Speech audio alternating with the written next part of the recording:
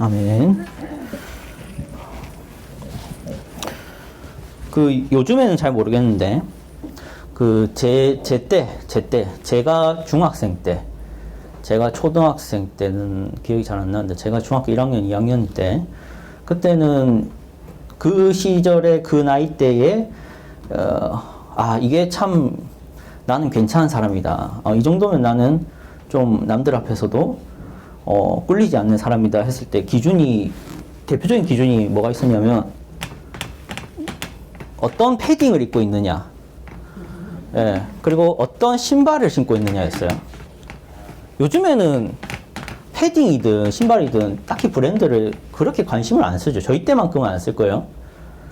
제가 중학교 때, 그러니까 2003년인지 2004년인지 그때쯤에는 내가 무슨 옷을 입고 있는지, 내가 무슨 신발을 입고 있는지, 그러니까 패션과 관련해서 내가 이걸 입고 있으면 나는 그런 사람이고, 내가 저걸 입고 있으면 나는 그게 아닌 사람이고, 이렇게 좀 정의가 됐던 것 같아요. 그래서 패딩을 보통 얼마 정도 가격의 패딩을 이제 입으면 얘는 좀 잘 산다, 얘는 좀 잘 나간다 했었냐면, 이게 제 기준이 낮을 수도 있는데 한 50만 원 이상은 했었어요. 50만 원 이상은 해야 얘는 좀 괜찮은 패딩 입었다 했죠. 신발도 뭐 비슷해요. 근데 브랜드는 그때 당시에 이제 어떤 브랜드의 패딩을 입어야 좀 좋은 거 입었다 하냐면, 노스페이스나 이런 얘기 해도 되나요? 메이커? 나이키. 또 뭐가 있죠? 잘 모르나요? 손쌤 아실 텐데.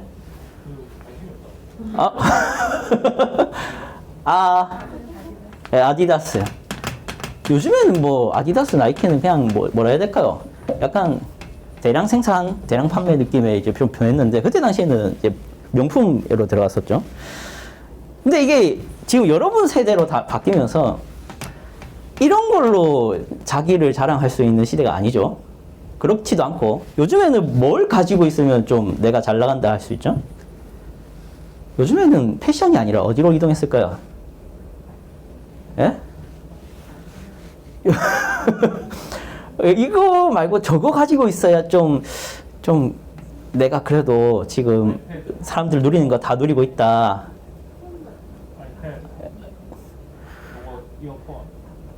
이게 이어폰이요? 이게 뭐죠? 에어팟. 이건 뭐죠? 스마트워치. 예. 브랜드가 뭐예요? 그 이름 뭐예요? 스마트워치. 그래. 그렇지. 갤럭시 파네? 누가 갤럭시라 했어요? 갤럭시 말고 또 있잖아. 에어팟. 근데 여기 에어팟 말고 샤오미의 미밴드 이런 거 차는 거랑 에어팟 차는 거 다르죠? 에어워치. 예. 그리고 에어팟 끼는 거랑 화웨이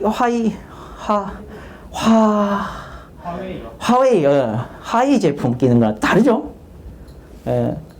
그런 거 신경 쓰잖아. 안 쓰는가? 내가 너무 여러분 모르고 그냥 막 말하는 건가? 그러니까 아이패드, 탭, 무슨 탭? 겔탭. 또 폰은 무슨 폰? 아이폰. 샤오미 이런 건 안 되죠? 그건 안 먹어주죠? LG는 먹어줘요, 요즘에도? 망했죠? LG 폰 들고 있으면 좀 그렇죠, 요즘. 그래서 주로 삼성 아니면 아이인가요? 애플이죠? 삼성 아니면 애플 쪽에 기기를 가지고 있어요. 그러니까 약간 이렇게 이동을 한 것 같아요. 저희 때는 이게 정말 이걸 입고 있냐 아니면 이거를 신고 있냐, 이게 중요했던 것 같아요. 근데 요즘에는 이 기기를 사고 있냐 가지고 있냐, 이런 좀 차이는 가지게 됐습니다. 자, 그런데 이런 생각이 드는 거죠. 우리 반에 30명인데 29명이 아이패드 가지고 있는데 내가 아이패드 가지고 있지 않다. 어때요?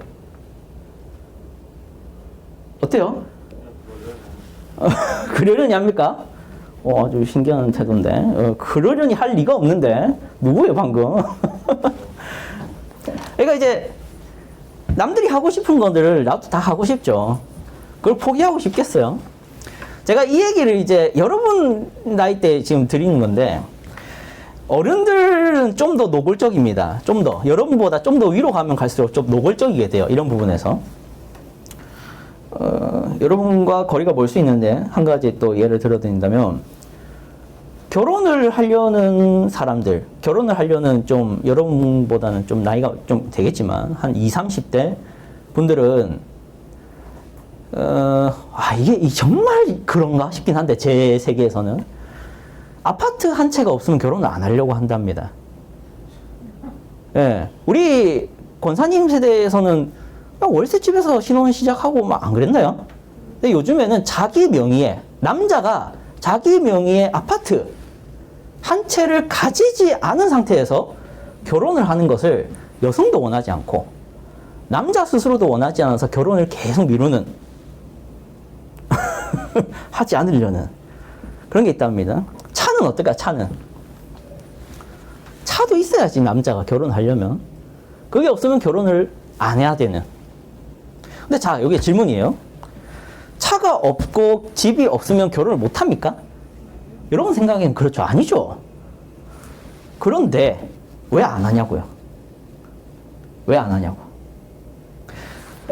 여러분 이런 거 없다고 사실은 뭐 학교 못 나가고 이런 건 아니잖아요. 나 아이패드 없어 그럼 학교 안 가야지 이런 생각 안 하잖아. 근데 이게 좀 노골적이게 되는 게 그 어른들이 되어가면은 그렇게 된다고요. 내가 그게 없는데 떳떳하지가 않아요. 내가 집이 없는데, 내가 차가 없는데, 내가 월급이 2억밖에 안 되는데 어떻게 여자를 만나고 결혼을 하고 어떻게 남자를 만나고 결혼을 하느냐. 그런 남자를 어떻게 만나고 그런 여자를 어떻게 만나고 이런, 그러니까 내가 뭘 가지고 있느냐가 내가 그걸 해도 되고 안 해도 되고로 결정이 되는. 근데 이걸 좀 더 이게 여러분이 동의를 할지 안 할지 모르겠지만 전도사님이 생각하기에 결론적으로 그게 어떤 모습이냐면 행복함, 성공함, 내가 성공했다, 나는 잘 나간다의 기준 자체가 좀 그런 걸 내가 하고 있느냐 없느냐, 내가 아이패드를 가지고 있느냐 없느냐, 내가 저 패딩 점퍼를 입고 있느냐 아니냐로 좀 생각을 하게 되는. 내가 집 한 채를 가지고 있느냐 아니면 차를 그 국산차 말고 좀 해외차, 예, 수입차 이거를 가지고 있느냐 아니냐로 내가 성공했다 아니다가 판단되는 시대 속에서 살아가고 있는 것 같아요. 근데 여러분이 그래서 지금은 그냥 부모님 계시니까 부모님 주시는 거 받고 부모님이 달라면 주는 대로 뭐든지 가질 수 있다 생각하고 아직은 안심하는지 하는지 모르겠는데, 이제 여러분이 이제 사회에 탁 들어가게 되는 20살 이후에 성인이 되고 사회에 들어가게 되면 그때부터는 내가 가진 게 없어서 부끄러워지고 수치스러워지고 당당하지 못하게 되고 상대방한테 미안해지고 혹은 분노도 하고 열받고 욕심도 나고 빼앗고 싶고 질투도 나는 그런 사회생활이 시작이 됩니다. 자, 이런 얘기를 왜 드리냐면 여러분에게 질문을 던지고 싶은 거예요. 여러분은 어디까지 자유하냐는 거예요. 어디까지 자유합니까?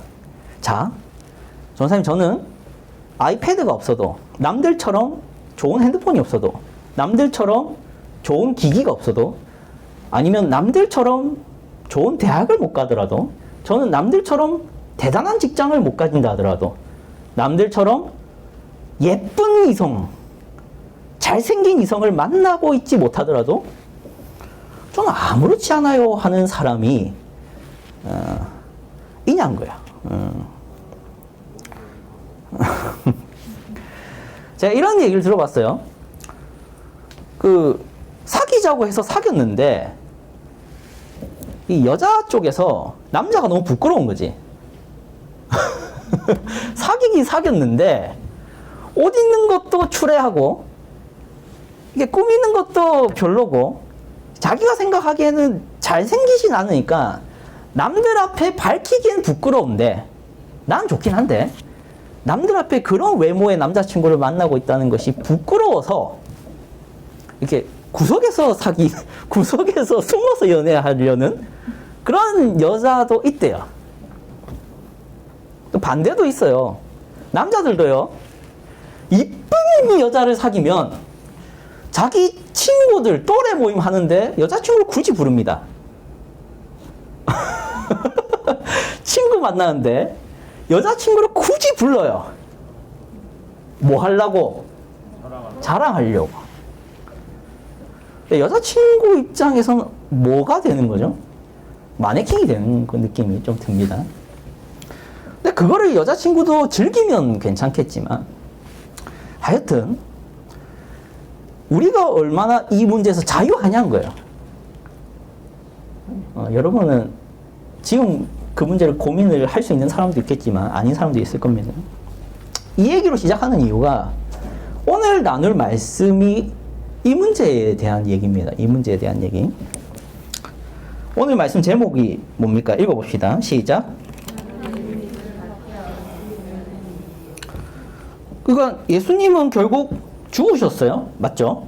누구에게 죽습니까? 뭐 오래 살다가 병으로 죽었습니까? 그럼 어떻게 죽죠? 십자가에 못 박혀 죽죠? 근데 십자가에서 못 박혀 죽는 이유가 예수님 뭐 잘못을 했습니까? 아니죠. 모함을 당하죠. 근데 누구에게 모함을 당합니까? 뭐 사람이라고 할 수 있는데 정확하게 유대인들, 뭐 제사장들이라고 합니다. 이거 죽임을 당한 거죠. 살해를 당한 거죠. 그래서 그럼 예수가 왜 살해를 당해야 됐냐? 이거에 대해서 한번 이유를 한번 생각해 봐야 됩니다. 오늘 읽었던 본문이기도 한데 이게 유대인들이라 치고 예수님입니다. 이게 여러 가지 갈등이 있었어요.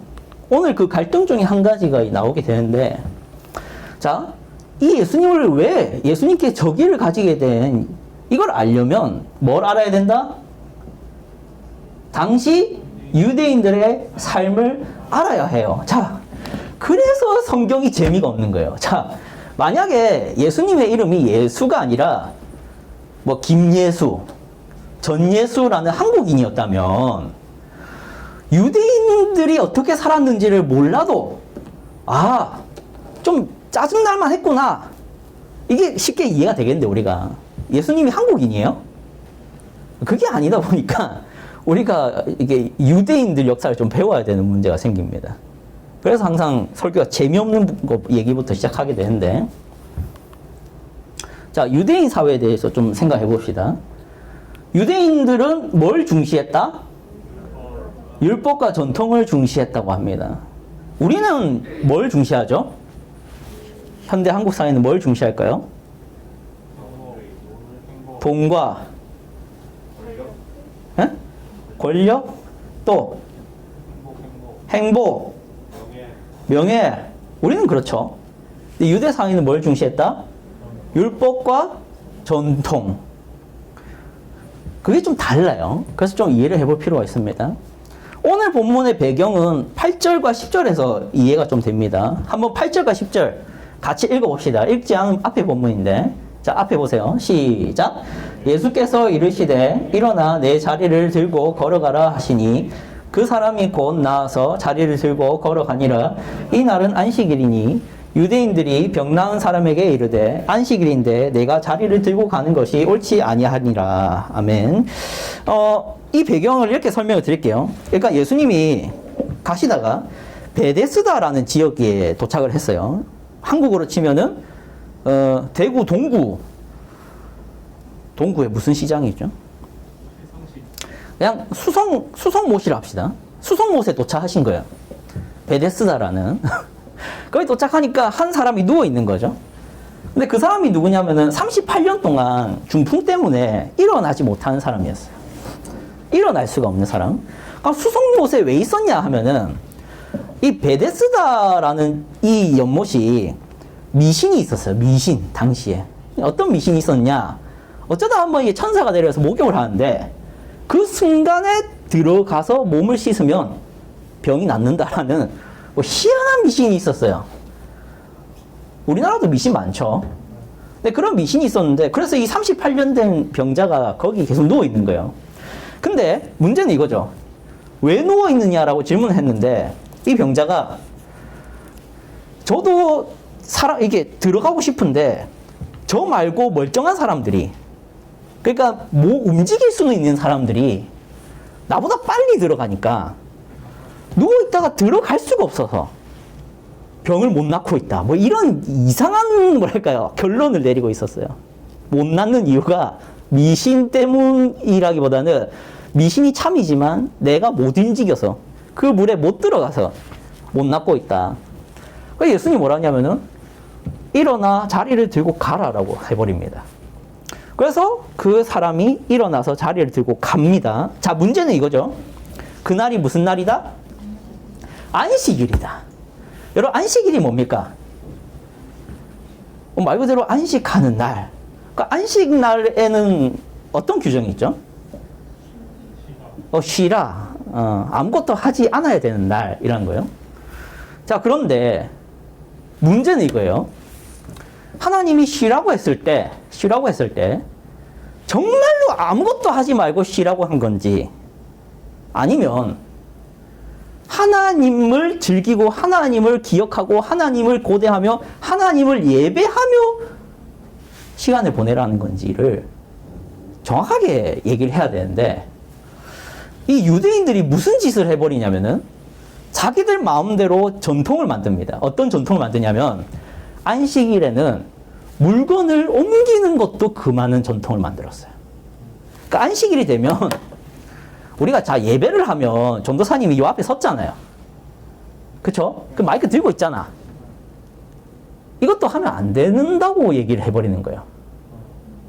근데 하나님께서 안식일 날 하나님을 예배하는 것까지 하지 않고 누군가를 보살피고 선행을 행하는 것까지 하지 말라고 한 거냐는 거예요. 아니거든요. 근데 유대인들은 전통을 만들었다고. 물건을 옮기는 것까지도 하면 죄다. 이건 전통이에요. 사람이 만든 거라고. 예수님은 안식일 날 지금 뭐 하신 거예요? 낫게 했잖아. 근데 얘들이 지금 뭐라 말합니까? 보세요. 10절 다시 읽어보죠. 시작.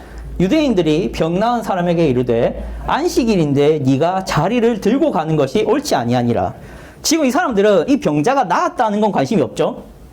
뭐가 짜증나는 거예요, 지금 유대인들은. 그리고 자리를 들고 움직인 게 지금 문제라는 거예요. 그게 유대인들이었습니다. 여기에서 예수님과 파이트가 되기 시작한 거예요. 이게 배경입니다. 자, 그럼 여기서 우리 생각해 볼 게 있죠. 자, 유대 사회에서 예수님과 계속 갈등을 겪었던 두 종류가 있는데 바리새인이라는 종류와 유대인들의 일반적인 유대인들 두 대상 다 예수님을 싫어합니다. 예수님을 미워하고 죽이려 듭니다. 그러니까 왜 그랬느냐라는 거예요. 첫 번째 바리새인에 대해서 얘기를 좀 해봅시다. 자, 이거는 예화예요. 여러분 그 봉건주의라고 하는데 봉건제라고 하는데 여러분 이 왕, 귀족, 뭐 기사, 농노 이런 신분제가 있던 시절이 있죠. 이 시절이 있어요. 여러분도 게임을 하면 이런 문화를 자주 접하죠. 여러분도 대부분의 게임, 마법사 나오는 게임 보면은 왕을 체험합니다. 왕이 있고 또 그 밑에 뭐가 있죠? 신하가 있고 귀족이라 하는 그 밑에 누가 있죠? 백성이라고 하는데 그게 유럽 사회의 구조인데 왕이 있고 귀족이 있고 기사가 있고 농노가 있었던 이 시절이 있습니다. 이거를 중세 봉건제 시절이라는데 자 이런 구조예요. 왕이 있고 제후가 있고 기사가 있는데 얘들끼리는 다 귀족이에요. 귀족. 이렇게 귀족. 서로 계약서를 쓰고 서로 지켜주고 충성 맹세하고 뭐 이렇게 했는데 문제는 이거죠. 이 농노라는 종족이란다. 계급이 있어요. 이 농노는 그냥 거의 노예입니다. 노예. 여기는 계약이나 무슨 충성 이런 개념이 아니라 그냥 아예 묶여 있어요. 영주들 밑에. 자, 이 농노의 신세에 대해서 좀 몇 가지 얘기를 해봅시다. 1번. 농노의 자식은 뭐다? 농노. 무조건 농노예요. 이게 바뀌지 않아요, 신분이. 두 번째. 귀족의 토지에 뭐 어떻게 된다? 예속된다. 그래서 이동할 수 있다, 없다? 지금 여러분 다른 나라 갈 수 있죠? 다른 지역 옮길 수 있죠? 근데 농노는 지역을 옮길 수 있다, 없다? 거기서 절대 밖을 한 번도 못 보고 죽어요. 그게 농노입니다. 세 번째, 무슨 자유가 없다? 결혼 자유가 없어요. 내가 결혼을 하려면 결혼세를 내야 돼요. 세금을. 지금 여러분 결혼하려면 세금 내야 돼요? 아니죠. 그게 농노입니다. 네 번째, 직업 선택의 자유가 있다, 없다? 없다. 무조건 농작을 해야 돼요. 직업 선택을 할 수가 없어요. 내가 게임을 잘한다 해도 프로게이머를 할 수 없어요. 내가 사업을 잘한다 해도 사업을 할 수 없어요. 하여튼 그래요. 다섯 번째, 뭐가 있다? 토지 개간 및 무슨 의무가 있다? 납세의 의무. 이게 농노의 신세입니다. 자, 그런데 이거예요. 다시 앞으로 와서 이러한 농노를 이렇게 착취하고 농노들에게서 세금을 받고 농노들에게서 뭔가 뭐랄까요? 그들의 자유를 억압하고 그들을 노동력으로 부릴 수 있는 그 권력이 어디서 나오냐 했을 때 이 신분제에서 나오는 거예요. 신분제. 자, 그럼 여기로 오자고요. 바리새인들은 그럼 어떻게 권력을 얻었냐? 어떻게 권력을 누릴 수 있냐 했을 때 율법과 전통입니다. 율법과 전통. 자기들이 가르치고 자기들이 만들었고 자기들이 그 백성들에게 지켜라고 하는 그것을 통해서 자기들은 그곳에서 권력을 가질 수 있어요. 왜냐하면은 전통을 제정하고 그 전통을 가르치는 자기들이 그렇게 기득권이 됩니다. 그래서 백성들은, 유대인들은 이 바리새인들을 존경해야 되고 이 바리새인들의 말을 따라야 되고 이 바리새인들을 스승이라 생각해야 되고 이 바리새인들을 섬겨야 돼. 그게 율법과 전통이라는 방식으로 그들이 누리고 있는 권력이었어요. 권력. 근데 예수님이 무슨 행동을 해버리냐면은 뭘 뺐죠? 전통을 빼고 율법만 행하고 있는 거예요. 그러니까 문제가 된다, 안 된다? 문제가 된다는 거예요. 자, 또 한 가지 얘기를 해보죠. 오늘 핵심은 이겁니다. 유대인에 대해서 이제 좀 얘기를 해봅시다. 바리새인은 그걸 누리고 있던 권력이고 유대인에 대한 얘기를 좀 해봅시다. 이거 영화 여러분 본 적 없을 거예요. 그죠? 본 적 있는 사람? 이 영화. 봤어? 이거 19세인데? 부모님 같이 봤어? 오케이. 수준 높은 거 봤다. 정말 이거 철학적으로 수준 높은 건데. 이해됐어? 이해 안 됐어? 알겠어. 오늘 잠깐 줄거리만 좀 얘기를 해드리도록 하겠습니다. 이게 빨리 얘기할 수 있나 모르겠는데. 요 주인공의 이름은 아서라는 사람이에요. 아서라는 인물. 근데 이 아서라는 인물은 정신병이 있습니다. 정신병이 있는데 무슨 정신병이 있냐면 뭔가 불안해지고 두려워지거나 난감해지고 하면은 뭐가 나온다? 웃음이 나옵니다. 자꾸 까까까까까 웃어요. 뭔가 슬플 때도 깔깔깔 하게 돼요. 근데 이게 사람들한테는 오해가 될까요? 안 될까요? 그렇죠. 그러니까 고생고생 삽니다. 그러다가 무슨 문제가 있냐면 그 지하철 사건이 한번 터지는데 지하철을 타고 가고 있는데 어떤 사람들이 변호사들이었어요. 변호사 그 로펌에 있던 사람들인데 어떤 한 여성을 지하철에서 괴롭히는 거예요. 근데 이 아서는 모르는 척 하려다가 그 여성이 도와달라 하니까 그때부터 뭐가 터졌을까요? 웃음이 터지는 거예요. 그러니까 그 여성을 괴롭히려고 놀리고 있던 그 남성들이 시선이 돌아가서 아서에게 갑니다. 근데 아서는 계속 웃는 거예요. 왜? 무서우니까. 근데 걔들은 비웃는 줄 알고 아서를 때리기 시작합니다. 근데 아서의 주머니에는 하필이면 때마침 권총이 있었어요. 그래서 무슨 짓을 하죠? 다 죽입니다. 왜냐하면 자기가 죽을 것 같으니까. 너무 많이 맞아서. 그러다가 아서가 집에 갑니다. 지금 아서는 너무 심적으로 불안하고 힘들고 어려워요. 자, 그럴 때 집에 갔는데 어머니가 계신 거죠. 어머니가. 자, 그런데 그 어머니가 매일 하던 편지가 있어요. 어떤 남자에게 편지를 보내고 그 답장이 왔느냐라고 했던 게 있는데 이 아서가 그날은 이 편지를 웬만하면은 안 뜯어보고 안 들여다봤는데 편지를 한번 내용물을 봤어요. 어머니가 보내는 편지를. 근데 그 편지에 뭐가 적혀 있었냐면은 토마스 웨인에게라고 적혀 있는 거예요. 근데 그 토마스 웨인이라는 사람은 어떤 사람이냐면 그 시에 시장으로 출마한 사람입니다. 고담시라고 하는 그 시에 시장으로 출마할 정도로 대단한 부호일 뿐만 아니라 권력가였어요. 근데 자기의 신세는 왜 이런가에 대한 고민이 있는 거죠. 그래가지고 이 아서가 토마스 웨인이 사실은 자기의 친아버지인 걸 알고 그 집에 찾아갑니다.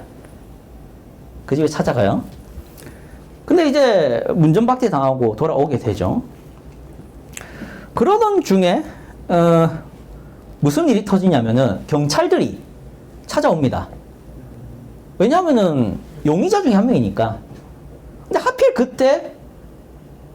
그때 어머니도 쓰러져요. 그래가지고 이 상황이 다 몰려오자 너무 힘든 상황 속에서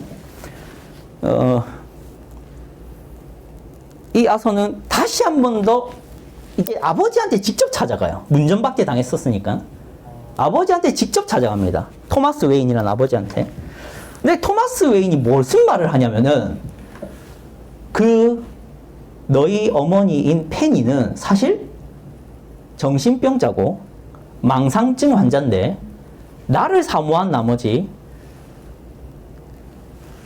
따로 너를 입양한 다음에 아서인 너를 입양한 다음에 그게 내 자식인 것이라고 우기다가 정신병원에 들어갔던 여자다 라는 얘기를 들어요. 그래서 이 아서가 충격을 받습니다. 그날로 아서가 정신병원에 가서 기록을 살펴요. 어머니에 대한 기록. 근데 실제로 있는 거지, 정신병원에 들어왔던 적이. 근데 그게 뭐가 적혀 있냐면 그 어머니는 망상증 환자고 그 아들은 입양된 아이라는 것이 나옵니다. 자, 그런데 여기서 더 충격적인 것은 이 아서가 왜 웃는 이 증상이 나타났느냐? 이 어머니인 이 페니가 정신병자잖아요. 입양을 해놓고선 방치를 했어요. 근데 방치를 하다가 이 페니랑 결혼은 안 했지만 사귀고 있던 남자친구가 이 아서를 계속 팬 거예요. 그래서 어렸을 때 아서가 골방에 갇혀서 묶인 채로 맞다가 머리에 상처가 난 채로 영양실조에 걸려가지고 그 인생이 시작된 거예요. 그게 자꾸 웃는.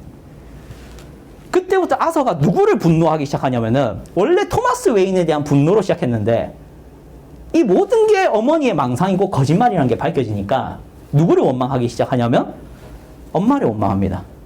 이 엄마가 나를 폭행 속에 내버려뒀고 망상증 환자고 정신병자라는 게 밝혀지니까. 그래서 이 아서가 무슨 일을 해버리냐면은 병원에 누워 있었죠. 어머니가 숨을 막아 죽입니다. 베개로 눌러서 죽입니다. 자, 왜냐하면은 어머니 때문에 자기의 이 고통이 시작됐다고 생각되니까. 토마스 웨인이 맞고. 자, 그런데 그 뒤에 무슨 일이 벌어지냐면 그 유명 토크쇼에서 자기를 자꾸 비웃는 영상을 이제 내보내다가 그게 너무 인기가 좋아지니까 아서를 토크쇼에 부릅니다. 이건 나중에 여러분이 정확하게 영화를 봐야 이게 제 말을 이해할 텐데 이 아서가 했던 웃긴 행동들에 대한 이 영상들을 약간 조롱조로 이제 방송에 내보냈었는데 그래서 아예 이게 인기가 너무 많아지니까 이 아서를 직접 부릅니다. 자, 거기에 가려고 이제 머리를 초록색으로 염색하고 얼굴을 분장하고 요 피에로처럼 분장하고 지금 가는 길이에요. 토크쇼로. 자, 가는 길인데 분장하던 중에 문제는 이거예요. 분장하던 중에 지금 말하려는 게 이제 여기서 나옵니다. 분장하려던 중에 뭐가 발견되냐면은 집에서 사진 하나가 발견되는데 어머니와 토마스 웨인이 같이 사진을 찍은 게 발견이 됩니다. 서로 안고. 그리고 그 뒤에 내가 사랑하는 페니에게 라고 토마스 웨인이 직접 쓴 글이 발견이 돼요. 자, 근데 여기서 이게 문제예요. 이 조커가 곧 있으면 되는 아서가 그 사진을 발견했잖아요. 그걸 구겨버립니다. 그리고 버려요.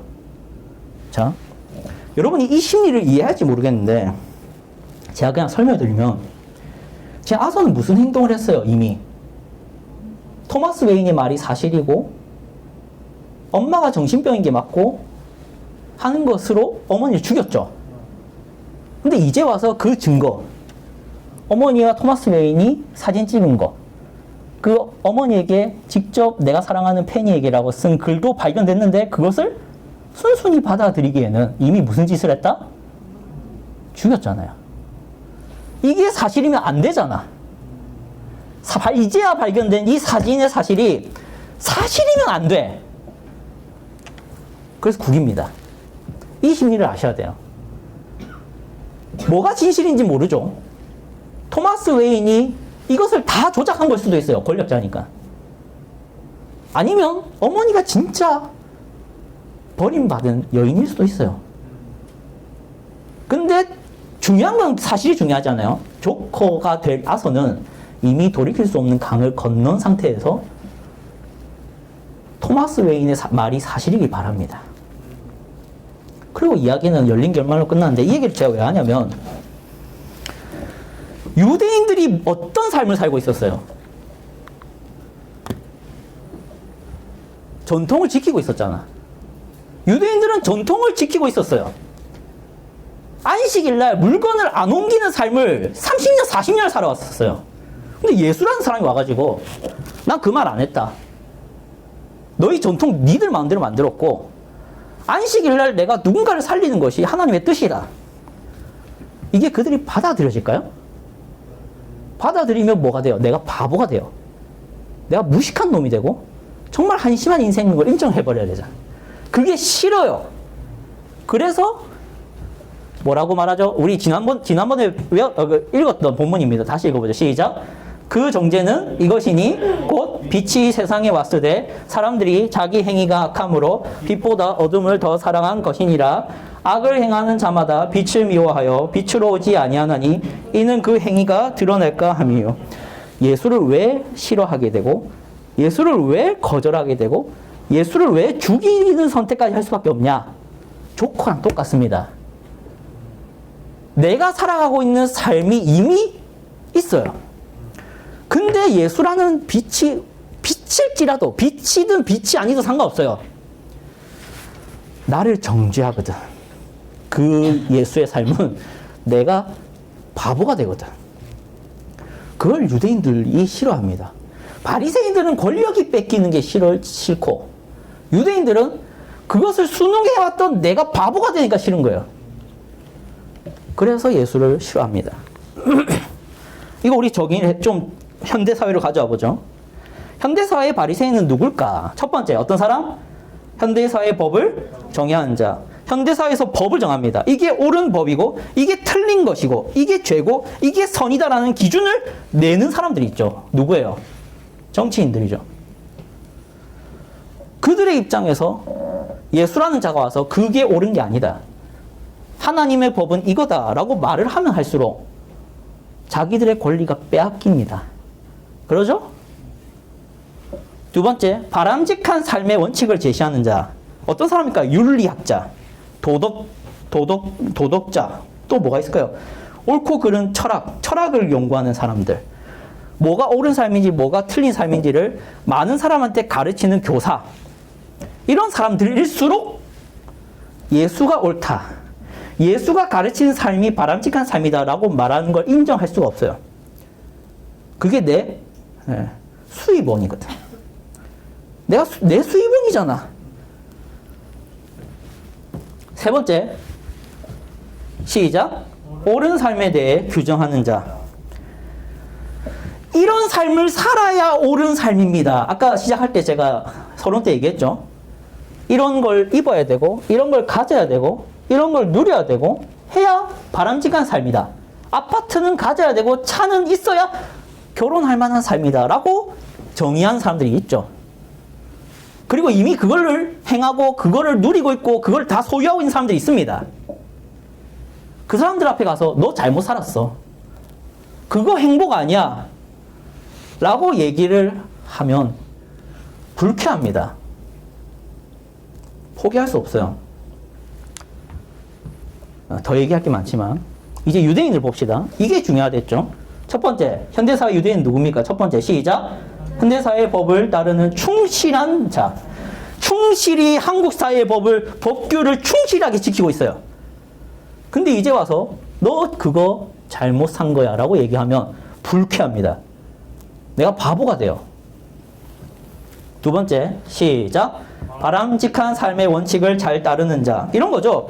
너 이거 가져야 되고, 너 저거 가져야 되고, 너 아파트 한 채 가져야 되고, 너 차 한 대는 가져야 대단한 삶을 사는 거야 라고 유튜브에 올리고, 방송에 나와서 강의하고, 강론하고, 세미나에서 이것이 성공한 삶입니다 라고 말하는 사람들의 얘기를 열심히 찾아 들으면서, 열심히 찾아가서 배우면서, 아, 그거를 가져야, 이런 삶을 살아야 행복한 삶이고 성공한 삶이라고 열심히 따르는 사람들이 있어요.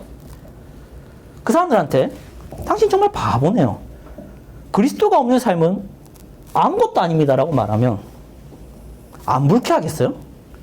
불쾌하기 짝이 없지. 여러분에게도 바로 얘기할 수 있어요. 공부한다고 교회 안 나온 사람 아무 의미 없어 라고 말하면 불쾌합니다. 나는 그래 왔거든. 내가 내 인생이 부정당하는 싫습니다.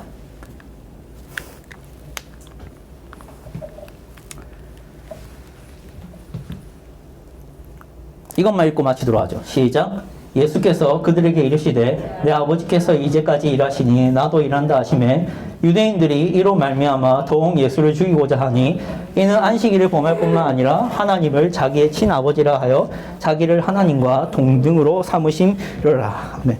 우리가 하나님이신 예수를 왜 죽이고자 하느냐? 예수는 존재 자체가 불쾌합니다. 내가 살아가고 있는 삶 모두를 부정하거든요. 내가 바보가 되는 게 너무 싫어요. 그래서 더욱 예수를 죽이고자 합니다. 그래서 여러분이 이것만 당부할게요. 죄를 지으면 지을수록 여러분이 지금은 유대인이지만 바리새인이 되면 될수록 여러분이 단순히 바람직한 삶을 말하는 사람들의 얘기를 충실히 따르는 충실한 신하가 넘어서서 여러분이 이제 아예 법을 정하고 삶의 원칙을 얘기하고 이것이 옳은 삶이다라고 누군가를 가르치는 사람이 되어가면 갈수록 여러분은 예수를 받아들이기 더 힘들어질 겁니다. 십자가를 받아들이기 더 싫어지기 시작할 거예요.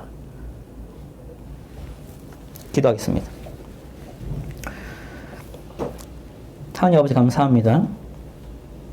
우리가 이렇게 모여서 오늘 예수 그리스도를 죽이려고 하는, 예수님을 미워하고 없애려고 하는 사람들이 왜 그러는지를 알게 되었습니다. 율법과 전통을 중요시 여기듯이 우리도 한국 사회에서 가지고 싶은 게 있고 살아가고 있는 삶이 있고 누리고 싶은 게 있고 나도 저렇게 되고 싶고 나도 이미 그런 것들을 누리고 있기 때문에 예수가 불편해지고 예수를 죽이고 싶어집니다. 받아들이기 싫고 인정하기가 싫습니다. 이미 성매매를 하고 혼전 순결도 못 지키고 이미 술도 마시고 담배도 피고 이미 내 마음대로 살고 욕설도 하고 누군가를 때리고 미워하고 그렇다 보니 예수가 없었으면 좋겠고 예수가 존재하지 않았으면 좋겠고 그런 것들을 요구하는 하나님이 불쾌하기 짝이 없는 마음이 가득해지는 사람들이 너무나도 많은 시대입니다. 그것에 물들지 않게 하시고 그것과 같아지지 않게 하여 주시옵소서. 예수 그리스도의 이름으로 기도드립니다.